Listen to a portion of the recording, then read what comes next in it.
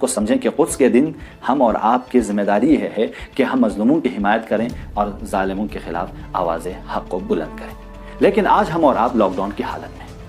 خوب کس طرح ہم مظلوموں کی حمایت کریں, کس طرح ہم قدس کے بارے میں لوگوں کو بتائیں, کس طرح ہم مظلوم فلسطین کے عوام سے دفاع کریں, کس طرح ظالم ستمگر اور جو بربریت 70 سالوں سے کر رہا ہے اب بھی اس کی بربریت جاری ہے, اسرائیل غاصب حکومت کے خلاف آواز حق بلند کریں. اس ناطے ہمارے بہت سے علماء, بہت سے مفکرین بتاتے ہیں کہ قدس کے دن آج ہمارے میدان, یہ کرونا وائرس کے دوران ہماری ذمہ داری اور ہم اور آپ کے لیے جو میدان ہے وہ سوشل میڈیا کا میدان ہے. ہم اور آپ سوشل میڈیا پہ ایکٹیو ہو جائیں, فیس بک پہ, انسٹاگرام پہ, ٹویٹر پہ, یوٹیوب پہ, یہ میدان ہے ہمارے لیے. وہاں حمایت کریں, وہاں قدس کی حمایت کریں, وہاں مظلوم فلسطینیوں کی حمایت کریں, وہاں مظلوم یمنیوں کی حمایت کریں, جہاں پہ آل سعود یمن کے مظلوم عوام پر, بچوں پر, ان کے اسکولز پر, ان کے گھروں پر, ان کے ہاسپٹل پر بمباری کر رہے ہیں, ظالمانہ اقدامات کریں, ان کے خلاف آواز بلند کریں. محتوا جو ہونی چاہیے, جو حضرات سوشل میڈیا پر اپنے پیام دینا چاہیں, ان کے لیے مشورہ علماء کا اور مفکرین اسلام کا یہ ہے کہ وہ لوگ قدس کے بارے میں بیان کریں, وہاں پہ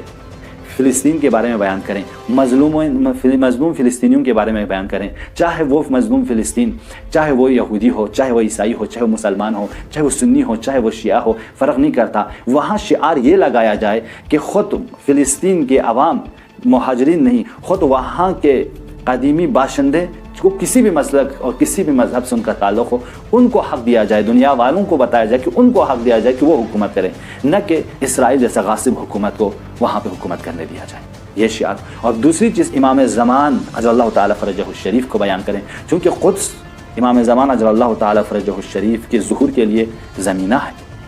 ہم اس نتیجے کو, اس رابطے کو بیان کرنے کی کوشش کریں, مقام معظم رہبری کے سپیچز کو بیان کرنے کی کوشش کریں, اور علماء اور مفکرین اسلام کی باتوں کو بیان کرنے کی کوشش کریں. تو آج اس دن میں جوانوں کی ذمہ داری یہ ہوگی کہ آپ سوشل میڈیا پر قدس سے متعلق اپنے شعار, اپنے افکار کو بیان کریں. وہ فوٹوز جو ذرا حساس ہو, جس کی بنا پر آپ کی ٹویٹر, آپ کی فیس بک, آپ کے باقی سوشل گروپس ڈیلیٹ ہونے کا خطرہ ہو, ان سے تھوڑا سا پرہیز کریں, ان کو کم رنگ کیا جائے, لیکن وہ شعار, وہ نعرے, وہ حقگوئی سامنے رکھا جائے. اس ناطے اور دو چیزیں ہم اور آپ زیادہ, ہمارے علماء اور مفکرین کی تاکید ہے کہ دو چیزوں پر آپ زیادہ کام کریں, ایک تو فلسطین